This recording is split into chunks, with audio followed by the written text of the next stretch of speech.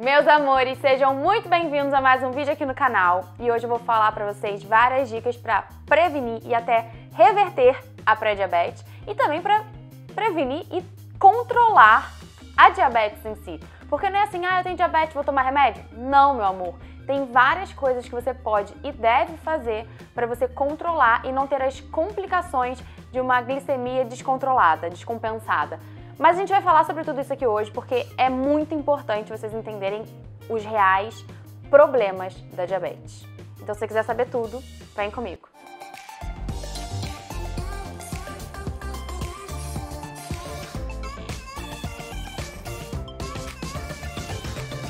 Antes de entrar nas dicas, eu quero que você entenda o que é pré-diabetes, diabetes e os reais problemas e impacto disso, até na nossa economia. Gente, o Brasil é o quarto país no mundo com mais casos de diabetes. E cada vez a gente nota pacientes mais jovens tendo diabetes. Por quê? Em decorrência, do sedentarismo, da má alimentação e de várias outras coisas. Então, cada vez mais as pessoas estão se alimentando mal desde cedo. Com isso, as consequências, hipertensão, diabetes, sobrepeso, obesidade, doenças cardiovasculares estão aparecendo mais cedo na vida das pessoas. Thaisa, mas a diabetes em si é o quê? É a glicemia descompensada, aumentada? Ok, a gente toma remédio e diminui. Não, gente. O que muita gente não sabe é que as pessoas elas não têm problemas e não morrem do aumento da glicemia no sangue, e sim das consequências disso. Cegueira, má cicatrização, então você corta o pé ali no quintal, ele não cicatriza, você tem uma hemorragia, às vezes um corte bobo, infecciona porque não fecha. Então são várias consequências, gente, para a saúde. E para vocês terem noção, o Brasil é o 6º país do mundo que mais gasta em decorrência da diabetes. E não é só assim, o SUS dá o remédio para diabetes. Não. Isso tem a ver com gastos para internação, porque as pessoas elas internam por essas consequências da diabetes, com todo tipo de tratamento e tudo que vocês podem imaginar. E é um gasto de 8 milhões por hora. Surreal, né? Ou seja, se a gente estiver simplesmente se alimentando bem, a gente está evitando um gasto gigantesco para os cofres públicos, que poderia estar sendo um dinheiro destinado à segurança, à educação e a várias outras coisas, né? Então, ficar doente é caro. Então as pessoas falam, se alimentar bem é caro? Não. Ficar doente é muito mais. Fora a qualidade de vida, o risco de vida, na verdade, né? A gente não está nem falando só da qualidade de vida, é risco de vida. Para vocês terem um pouco mais de noção das consequências da diabetes descompensada, para vocês pensarem 2 vezes antes de se alimentarem mal, a diabetes é a principal nova causa de casos de cegueira, derrame cerebral, infarto do miocárdio, amputações, insuficiência renal e transplante renal. Então as consequências da diabetes realmente são muito sérias e muito caras também. Thaisa, e quais são as causas da diabetes, O que predispõe, que cuidados eu tenho que ter? Primeiro, perda de peso, controlar o nosso peso corporal, porque o sobrepeso e a obesidade, eles predispõem a diabetes, que é uma doença crônica não transmissível. Praticar atividade física, ou seja, sedentarismo, é um fator de risco. Genética é um fator de risco? É, mas principalmente para diabetes tipo 1, A diabetes tipo 2, a gente está falando de fatores principalmente ambientais e do nosso estilo de vida. O ambiente, ou seja, a nossa alimentação, os nossos hábitos, eles influenciam muito mais na diabetes do que a questão genética em si. Quando a gente fala da má alimentação, eu não estou me referindo apenas ao consumo elevado de açúcar, mas consumo elevado de gorduras trans, de gorduras saturadas, de alimentos ultraprocessados. Então, você comer pouca comida de verdade, comer poucos vegetais, poucas frutas, ter um alto consumo energético, ou seja, comer mais calorias do que você realmente precisa, comer carboidratos sozinhos, eu vou explicar isso aqui agora, e também, óbvio, o consumo do açúcar de adição em si, seja o que você adiciona numa receita, numa bebida, ou aquele que está escondido nos produtos industrializados. A gente tem que ter um cuidado, porque muitos produtos se dizem saudáveis, sem açúcar, e contém sim açúcar, e muitas vezes em produtos salgados. E qual é o mecanismo dessa diabetes que a gente adquire com o tempo, Não é aquela que a gente nasce com ela. Tanto da pré-diabetes quanto a diabetes em si, Quando a gente consome uma quantidade grande de carboidratos sozinho, seja ele um pão, uma fruta, o açúcar em si, uma receita doce, tapioca, arroz, macarrão, quando a gente consome uma quantidade dele e sozinho, a gente tem uma rápida digestão e absorção. Então, rápido esse carboidrato ele é quebradinho até a forma mais simples, que é o açúcar, e a gente absorve, ou seja, vai para o nosso sangue. Do nosso trato gastrointestinal vai para o nosso sangue, a gente absorve. Como é muito rápido, quando ele está sozinho, vai todo esse carboidrato, esse açúcar, de uma vez para o nosso sangue. Então, a gente tem um pico de açúcar no sangue. Não tinha nada e do nada, vrum, sobe, beleza? Quando a gente consome com alguma fonte de proteína e ou de gordura, que tem uma digestão e absorção mais lenta do que o carboidrato, a gente faz com que essa digestão demore um pouco. Então, você digere um pouco e absorve um pouco. Daqui a pouco digere mais um pouco e absorve mais um pouco. Então, em vez desse pico, você tem uma absorção mais gradual. Então, é um crescimento da glicose no seu sangue, né, do açúcar, menos acentuada, né? Dá pra perceber. Pois bem, quando a gente consome o carboidrato, o açúcar, independente da forma que ele tá, não sei se vocês entendem muito, mas o que é o açúcar, né? É o carboidrato na forma mais simples, é o carboidrato quebradinho. Então, quando a gente pega um arroz, eles são várias moléculas juntas de glicose, que é um carboidratão, vamos dizer assim. E quando a gente fala do açúcar de adição ali, né, do açúcar da cana, ele já tá prontinho para ser absorvido, já tá a forma quebradinha, e não um blocão junto que ainda tem que ser quebrado. Então, todo carboidrato ele é quebradinho até a forma mais simples, que é açúcar. Então, açúcar é um carboidrato. Deu para entender? É a forma pequenininha, né? Quebradinha. Então, quando você está ali digerindo, né, o carboidrato, o açúcar, o seu corpo já percebe isso e já sinaliza o pâncreas para produzir insulina, que é a molécula que pega esse açúcar que está no sangue e coloca dentro das células, porque no sangue ele não pode ficar. Vou explicar por quê. Então, a gente digere, chega no nosso sangue esse açúcar, a insulina pega essa glicose, basicamente, e coloca ela dentro de cada célula. Cada célula, gente, assim, do nosso cérebro, do nosso próprio estômago, da ponta do nosso dedo, da ponta do nosso nariz. Todas as nossas células do nosso corpinho precisam da glicose para produzir energia. Então, todas as células do nosso corpo precisam desse carboidrato para terem energia e para esse conjunto de células que formam um órgão estarem funcionando. Aí, o que acontece? Consumimos muito carboidrato junto de uma vez, o nosso pâncreas percebe que tem muito carboidrato disponível no sangue de uma vez, ele começa a ficar meio desesperado e começa a trabalhar muito para produzir muita insulina. Por quê? Tem muito carboidrato de uma vez no sangue, precisa produzir muita insulina para pegar esse carboidrato e colocar dentro das células. E aí, beleza. Botou em todas as células, às vezes nenhuma mais está precisando, sobrou ainda um carboidrato ali, o que o nosso corpo faz? Coloca para virar reserva de gordura corporal, ou seja, acúmulo de gordura, engordar, não é o tema desse vídeo. Mas beleza.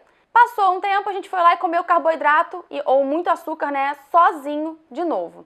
Nosso pâncreas vai lá e trabalha muito, muito rápido para conseguir produzir a quantidade de insulina suficiente para pegar esse açúcar e botar dentro das células. A gente não dá paz pro nosso pâncreas. E se a gente tem burnout, meu amor, o nosso pâncreas também tem burnout. Então o que acontece é que com o tempo ele fica cansado de trabalhar excessivamente, né, muito rápido, e ele começa a cansar. Quando ele começa a cansar, ele começa a diminuir um pouquinho a função dele, trabalhar menos, ou seja, produzir menos insulina. Então, nisso a gente vê a pré-diabetes, basicamente. E logo depois a gente evolui para uma diabetes em si, que é a diminuição da produção de insulina, ou até mesmo você produz insulina, mas ela não consegue agir. Aí é a resistência à insulina, que a gente pode fazer um vídeo depois sobre isso. Mas basicamente você fica com a glicose acumulada ali no sangue. E isso é a pré-diabetes ou a diabetes, dependendo dos níveis, né? Só que assim, gente, isso não quer dizer que a gente não deve consumir carboidrato. Isso quer dizer que a gente deve consumir um carboidrato de qualidade, né? Dos alimentos saudáveis, na quantidade certa e acompanhado de proteína e ou de gordura, para que a gente tenha uma digestão mais lenta, ou seja, a gente também fica mais saciado, né? Fica saciado por mais tempo e a gente evita esse pico glicêmico. E qual é a diferença entre a pré-diabetes e a diabetes? Na verdade, a pré-diabetes é um estágio inicial para diabetes tipo 2, basicamente. E aí isso vai ter a ver com os níveis de glicose em jejum, de hemoglobina glicada e da curva glicêmica. Então, os níveis, vamos dizer assim, um pouco elevados seria a pré-diabetes e muito elevados, né, a partir de determinado valor seria a diabetes em si. A pré-diabetes, ela é reversível. Então, se cuide para evitar chegar nela e se você estiver nela, se alimente bem e siga as dicas que eu vou dar agora para você reverter esse quadro. E se você é diabético, é muito importante que você controle esse pico glicêmico. Não é deixar de comer carboidrato, você precisa de carboidrato, você sabe, até porque se você não consumir, você vai ter hipoglicemia, vai desmaiar, vai ter várias outras consequências, então você precisa. Só que na quantidade certa, com uma fonte de proteína e gordura, para que você controle e não tenha essas consequências todas que eu mencionei antes. Cegueira, amputações e várias outras coisas. Durante a gestação, a gente tem algumas alterações metabólicas e tem inclusive alterações no metabolismo da glicose. Mas, óbvio que as pessoas que têm sobrepeso e obesidade, elas estão muito mais predispostas a ter a diabetes gestacional. Mas a gente, de fato, tem uma alteração. Mas, sim, é importante seguir essas dicas. Sim, é importante você também, com diabetes gestacional, seguir essas dicas. Na verdade, é importante para todo mundo. Tenha você diabetes ou não, problema de saúde ou não, é importante para você não vir a ter ou para você controlar se você já tiver. Minha primeira dica, gente, não consumir o açúcar. Não adoce as suas bebidas. Se acostume com o sabor real dos alimentos. Então, se você vai consumir um chá, café, não adoça. Ai, Thaisa, mas café é amargo. Tá na hora da gente amadurecer o nosso paladar. Café não é pra ser doce, café não é amargo. Então, é pra gente tomar amargo. Se acostumar com o sabor real. Ai, não consigo. Não toma. Ou então, se quiser ser mais radical, porque eu fui uma Thaisa um pouquinho radical aqui agora. Vai diminuindo aos poucos a quantidade que você adiciona de açúcar. Então, se você botava 2 colheres, coloca 1,5. Na próxima semana, diminui para 1, depois para meia, até zerar. E você vai se acostumando. Gente, eu juro, acostuma, tá? O paladar vai mudando. Importante também, de repente, até se você já é pré-diabético, você acelerar esse processo. Então, em vez de você usar o açúcar e ir diminuindo ele, troca para adoçante, um adoçante natural, e vai diminuindo ele aos poucos. Porque mesmo usando adoçante, é importante você se acostumar com o sabor real dos alimentos. Então, não adoce as bebidas, tá? Segunda dica, substitua o açúcar por adoçante nas suas receitas. Adoçantes naturais, xilitol, eritritol, maltitol, estévia, basicamente é esses. Você pode ainda usar alguma quantidade de mel, agave, néctar de coco ou açúcar de coco, que são açúcares que têm um menor índice glicêmico. Mas aí ele tem que estar num contexto de uma receita, numa pequena quantidade e junto a proteínas. Então, por exemplo, se você vai fazer uma panqueca de chocolate, onde você coloca um ovo, uma colher de cacau, uma colher de farelo de aveia e uma colher de mel. Você pelo menos ali tem o ovo. Agora, é diferente de você pegar o mel e você simplesmente adicionar em cima das suas frutas, de você adicionar num suco, de você adicionar em uma grande quantidade num bolo gigante que não leva a nada de proteína. Então, eu acho que a gente tem que analisar também esse contexto, mas ainda podem ser coisas a serem utilizadas.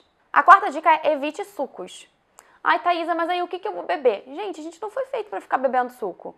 A gente foi feito para beber água, nem para ficar bebendo refrigerante, né? Então, assim, evite sucos. Quando a gente fala de um suco de laranja, a gente usa ali num copo 5 laranjas, pelo menos, né? Eu espero que a gente não esteja nem falando aqui sobre adoçar esse suco de laranja. Tô falando aqui só do suco de laranja em si. O que acontece é que por mais que a fruta seja super saudável e você tenha que comer frutas, inclusive coma uma laranja, por exemplo, evite o suco dela, porque você vai usar muitas laranjas de uma vez. Ainda mais ali no restante da refeição que você vai estar. Ou pode ser que também esteja consumindo ele sozinho, que também não é bom. Então nunca vai ser bom, na verdade. Você vai ter um excesso de calorias, excesso de açúcar, poucas fibras, então vai induzir a um pico glicêmico. Evite. Se você for consumir sucos, prefira os que têm menor índice glicêmico. Vou dar as dicas aqui, mas o problema são os sucos mais azedos. Aí o que você vai querer? Adoçar. Que são os sucos de limão, laranja, acerola, frutas vermelhas, caju. Esses são os que eu lembro aqui agora. Aí, se você for adoçar, usa adoçante natural, mas ainda assim, evita. Quando eu consumo suco de maracujá, eu tomo sem adoçar mesmo. Ou eu até bato com um pouquinho de nada de água de coco, ao invés de água. Que também tem carboidrato, né? Mas aí vai estar num contexto ali, de repente, de uma refeição minha com ovos, com proteína e tudo mais. Próxima dica é cuidado com os produtos industrializados. Muitas vezes eles parecem inofensivos, mas não são tão inofensivos assim. Então não caiam nas pegadinhas do marketing que diz saudável, integral, e que tem as imagens ali bonitas, ou marcas que usam coisas que remetem à natureza, tipo terra. saudável, integral, natural, porque muitas vezes não é. Sempre leiam a lista de ingredientes, até dos produtos salgados, muitos deles têm açúcar. No outro dia eu fui comprar, acho que eu contei isso aqui já até, eu fui comprar um amendoim para fazer uma receita para vocês, foi na receita até do brigadeiro de paçoca, brigadeiro de amendoim, não sei como é que era o nome aqui. E aí eu fui comprar um episódio de um amendoim natural, eu ia adoçar, né, a receita e tudo. Até poderia ser a salgadinho, porque é legal você botar uma pitadinha de sal nessa receita, porque dá uma acentuada no sabor, mas tudo bem. E aí eu fui ver, tinha um lá que tinha maltodextrina, que é um tipo de açúcar. Ah, esse é um vídeo que eu tinha que gravar aqui pro canal também, a gente tem que anotar. Que é basicamente um tipo de açúcar, ele é usado para adoçar, tem alto índice glicêmico. Mas ele é usado na indústria para poder fazer o sal grudar no amendoim, entendeu? Então, e tinha escrito lá no forno, saudável, artesanal. E eu fiquei assim, caraca, né? Coisas que a gente não imagina às vezes tem. Então, leiam a lista de ingredientes. Ainda dentro disso da lista de ingredientes, né? Quando você vai consumir, por exemplo, um chocolate, né? O chocolate ao leite, o primeiro ingrediente é açúcar. Ou seja, é o que mais tem, porque a lista sempre tá do que mais tem para o que menos tem. Só que você vai ver um chocolate 70% cacau, muitas vezes ele vai ter açúcar, só que lá nos últimos ingredientes, porque pelo menos 70% dele é cacau, né? E nesse restante vai ter alguma outra coisa ali, seja 30% açúcar ou leite e também açúcar. Mas pelo menos é uma quantidade reduzida. Então analisar isso é importante. Próxima dica é você olhar a tabela nutricional. Mudou a lei agora e vai entrar em vigor até outubro, novembro, que as marcas têm que se adequar 100%. E aí na embalagem você vai ver assim, ó. Acho que já fiz um vídeo aqui sobre tabela nutricional onde eu explico isso direitinho, vou deixar aqui no iCard, tá? Tem lá, carboidrato, 10 gramas, por exemplo. Aí dentro disso de carboidrato tem lá, dos quais açúcares. Aí pode ser que seja 10 gramas, ou seja, desse carboidrato, 10 gramas é açúcar. Se você estiver falando de uma barra de chocolate ou de um achocolatado, onde o primeiro ingrediente ele é açúcar, você sabe que esse açúcar é o açúcar de adição. Se você estiver falando de um leite, uma caixa de leite, por exemplo, né, onde tem lá 10 gramas de açúcar, você sabe que é da lactose, que é um carboidrato, que é um açúcar natural do alimento. Né? Se você está falando de uma geleia que não tem adição de açúcar, você está falando que é o açúcar da fruta e não o açúcar de adição adicionado da geleia, entendeu? Então tudo isso são coisas para a gente ficar bem atento para perceber a qualidade daquele produto. Próxima dica é perder peso, se for o caso. Então estar dentro de uma faixa de peso adequada é muito importante para você conseguir ter saúde no geral. Não é nem só para prevenir ou tratar diabetes, gente. Colesterol elevado, hipertensão e várias outras doenças. Na comunidade leal, inclusive eu vou abrir uma segunda turma agora no final desse mês, no dia 28 de agosto. Lá eu ensino como você calcular a sua faixa de peso adequada, ensino assim um tanto de coisa. Então fiquem atentos aqui que em breve eu vou abrir uma próxima turma. Próxima dica, fazer atividade física. Gente, não ser sedentário é importantíssimo para a prevenção dessas doenças também. Tem que praticar. Eu não gosto, eu faço porque eu tenho que fazer. Ah, Thaisa, pra você é fácil, você é fit. Não, não é fácil, eu não gosto de fazer, tá? Eu sou fit porque eu faço, por quê? Porque eu me disciplino, me obrigo a fazer, porque tem que fazer. Tem que se mexer, gente. Você não precisa também de muito tempo por dia. 30 minutos, 20 às vezes de uma atividade física intensa, já vai fazer você se movimentar e é isso, não precisa perder muito tempo. Às vezes dentro de casa pra você fazer, lá na comunidade leal tem treino pra você fazer dentro de casa. Ou vai pra rua correr. Bota o tênis, meu amor. Gente, isso aí, essa corrida é uma coisa que não precisa de nada, não precisa de equipamento. Pega e vai pra rua. Vai correr. É menos tempo do que você passa na rede social. Obrigada, Lê. Inclusive, você deveria fazer atividade física também. Quer falar disso? Putz, virou pra mim, hein? Eu pego no pé mesmo. Brigo. Como eu também já mencionei antes, né, uma outra coisa importantíssima é sempre consumir os carboidratos com alguma fonte de proteína e ou de gordura. Quando eu falo e ou, é porque ou você bota proteína ou você bota gordura, ou você bota os dois. Até porque tem alguns alimentos que tem os dois. Você não pode botar os alimentos em caixinha. Então, quando eu falo do ovo, o ovo ele tem também bastante gordura. Então, proteína e gordura ali num alimento só. Então, você vai comer uma fruta, bota uma semente, bota uma castanha. Você vai comer a tapioca, o pão, uma torrada. Come com um queijo branco, com ovo, com pastinha de frango, pastinha de atum, com tofu mexido, tofu defumado ralado. Gente, tem que colocar alguma fonte de proteína. Aí a mesma coisa do macarrão. E que eu tenho vídeo aqui já no canal explicando isso. Ah, macarrão é saudável, não pode na dieta. A questão é, a gente normalmente come o quê? O macarrão sozinho, como se fosse a coisa única e exclusiva e principal do prato. Então come uma quantidade pequena e sempre bota um molho à bolonhesa, mas bota bastante, não vem com esse negócio só um cheirinho não. Então tem que ser bastante carne. Ou a carne de soja, é muito fácil de você só hidratar a carne de soja diretamente no molho de tomate. Um camarão, né, nesse macarrão, frango desfiado. Ih, dá pra fazer um monte de receita maravilhosa, gente.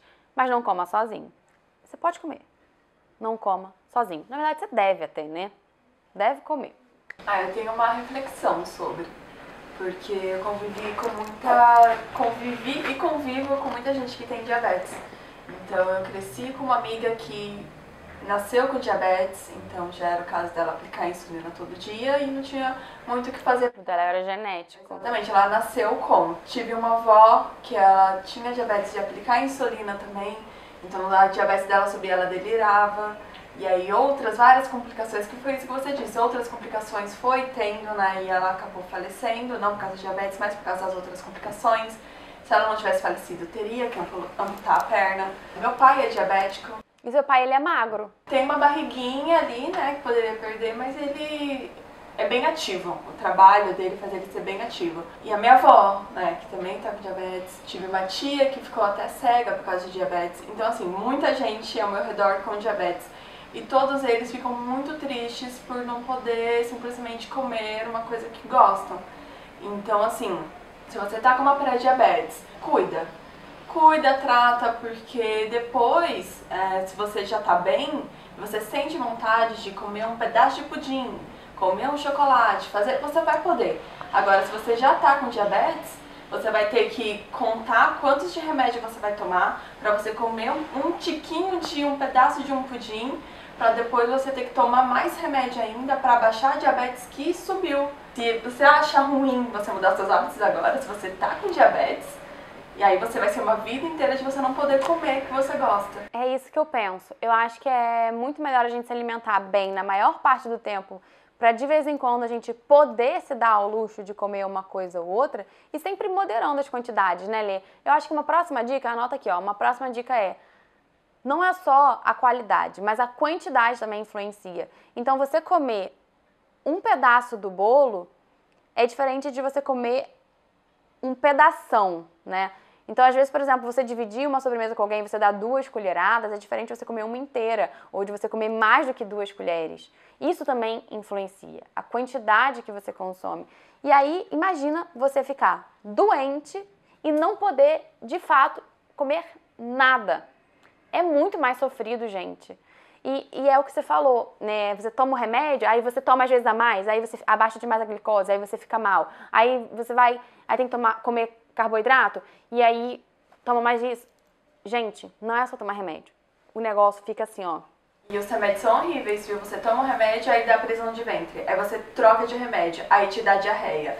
E aí o remédio dói o estômago. Então, assim, viver tomando remédio, gente, é a pior coisa que tem. Exatamente, gente. Então, assim, se cuidem, eu acho que isso é muito importante. E um outro fato é que realmente você não necessariamente tá com sobrepeso ou obesidade. Muitas pessoas são magras, porque realmente tem aquela genética, às vezes, de não engordar, né? Que come e não engorda. Só que por dentro você tá com várias alterações importantes, né, que fazem mal para você. Então, você consumir toda hora um carboidrato sozinho, um excesso de açúcar, às vezes não tá fazendo a pessoa engordar, mas tá estimulando esse pico glicêmico, tá fazendo o teu pâncreas trabalhar exageradamente e uma hora ele vai cansar. Então, reflitam sobre isso. Eu acho que a gente convenceu o pessoal a parar de comer besteira, Lê. Acho que agora foi, hein? A gente conseguiu. Não é você virar um ET, porque, Thaísa, você não come? Como, gente? Mas isso não é a maior parte do tempo. E eu escolho muito bem as besteiras que eu vou comer, as calorias que vão valer a pena. E quando eu como, é pouco.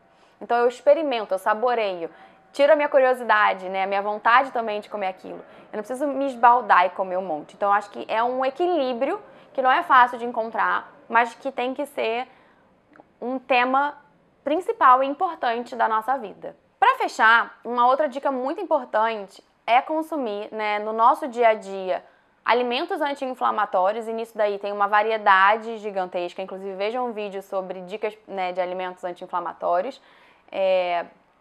Mas é uma variedade, isso envolve você comer menos coisas que inflamam, ou seja, o açúcar é uma delas, e você comer mais uma variedade de frutas, de vegetais, inserir o ômega 3, tratar o seu intestino, né? Então vejam esse vídeo porque eu tenho certeza que vai ser muito útil. Mas é realmente muito importante ter esse balanço da inflamação corporal.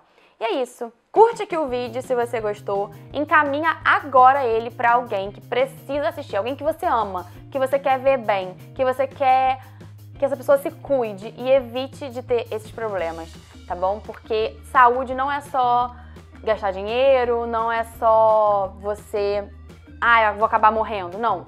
É a qualidade de vida que você tem enquanto você está vivo. Então compartilhe esse vídeo com o máximo de pessoas que você puder no WhatsApp, manda aí pra todo mundo, tá bom? Um beijo, fiquem com Deus, até a próxima. Manda no grupo da família. Manda. Vai dar polêmica, vai dar briga. Gigantesco pros nossos... A língua tá muito presa.